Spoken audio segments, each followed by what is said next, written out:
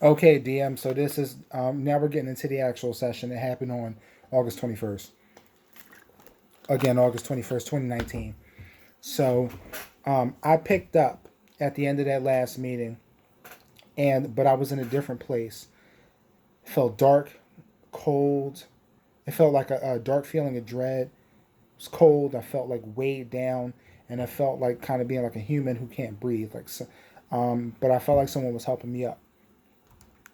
Another jump in time. So I'm walking through um, the cavern to go check on Horizon.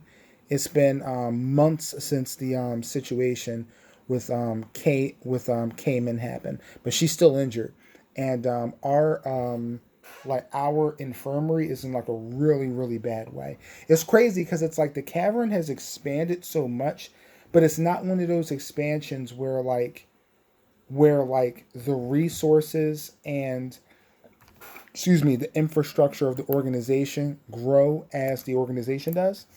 Like it's almost like we're expanding, but none of the other stuff is because we're lacking in resources, technology, um, like personnel, like kind of personnel to work like the different day to day stuff. We're in a bad way.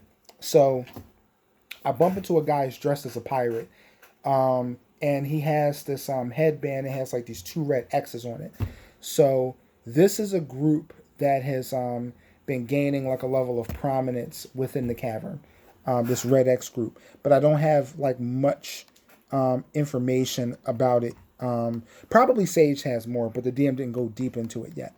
So Horizon's condition is still the same.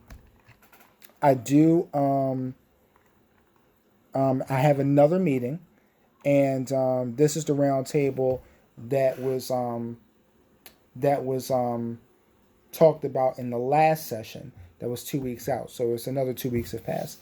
So this round table, we go into a lot more details about different stuff that's happening with each person. So Future, of course, running the round table as he is the center of. He's like the kind of like if Amonra is the CEO, he's the COO. He runs all the operations. He's the one we deal with on a day to day basis. So he's concerned about the members of the Church of Atiro in our particular ranks.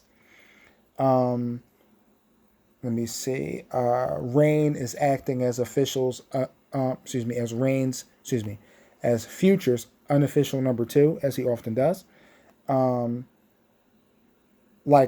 Cold Stone, like he needs someone who can read negative intentions, and I don't think we're talking about in like a in a in a like body language reading kind of way, like with some kind of an ability. Kamara Knight, who runs education. Cold Stone, he runs mission management. Kamara Knight runs education. Um, she doesn't have enough people to staff education.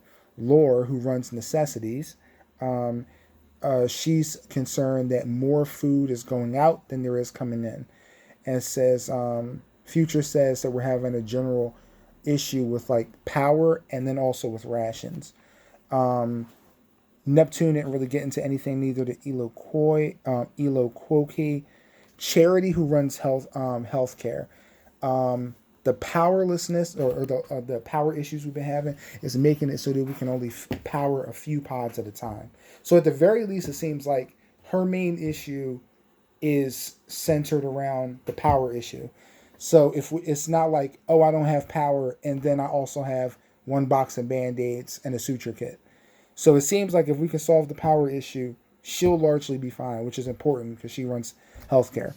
Um, Trang is just generally concerned about sanitation.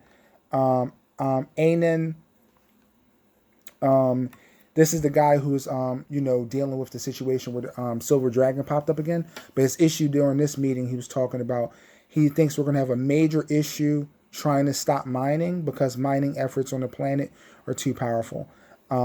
That's another issue that Hertzbane was talking about. The mining that we're doing, or not us, but the mining that's happening on the planet is killing the planet. And I'm going to go into another video.